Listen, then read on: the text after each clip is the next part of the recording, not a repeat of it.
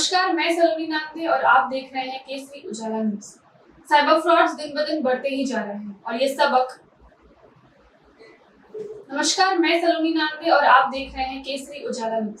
Cyber frauds दिन ब दिन बढ़ते ही जा रहे हैं और ये सबके साथ हो रहा है, चाहे वो महिला हो या पुरुष, चाहे वो गरीब हो या अमीर, चाहे डॉक्टर हो या लॉयर, कोई इससे नहीं बच पा रहा। ऐसे में साइबर पुलिस ने जनता को सावधानी बरतने को कहा।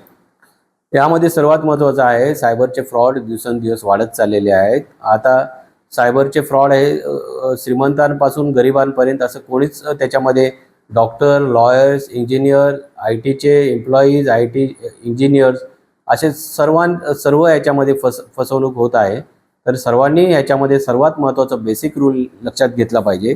कुठलाही अननोन नंबर आहे त्याच्यावरून येणारा कॉल, कुठलाही अननोन मेसेज, कुठलाही अननोन लिंक, कोणतीही अननोन APK फाईल ही तुम्ही त्याच्यामध्ये ह्याला रिस्पॉन्ड नाही केलं पाहिजे।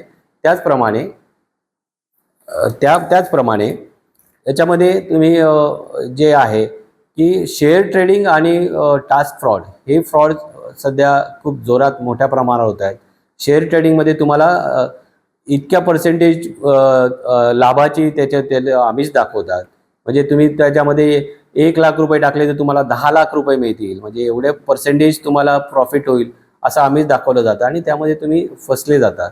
तर अशा प्रकारचे जे फसवणूक होतात त्यापासून तुम्ही सावधान राहायला पाहिजे। अशा प्रकारच्या शेअर ट्रेडिंगमध्ये तुम्ही फसता कामा नये।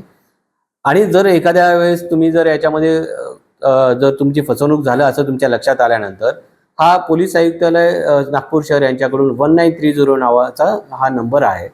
1930 नंबर हा नॅशनल क्राईम पोर्टलने दिलेला नंबर आहे। याच्यामध्ये तुम्ही तुमची तक्रार तुमच्या फोनद्वारे नोंदवू शकता किंवा नॅशनल क्राईम पोर्टलचं जे पोर्टल आहे त्याच्यावर तुम्ही तुमची तक्रार नोंदवू शकता। जितक्या लवकर तुम्ही तक्रार फसवणूक झाल्यानंतर द्याल तेवढ्या लवकर आम्ही सायबर गुन्हेगारांकडून हे अकाउंट फ्रीज करून तुम्हाला परत पैसे मिळवून देण्याचा प्रयत्न करू शकतो।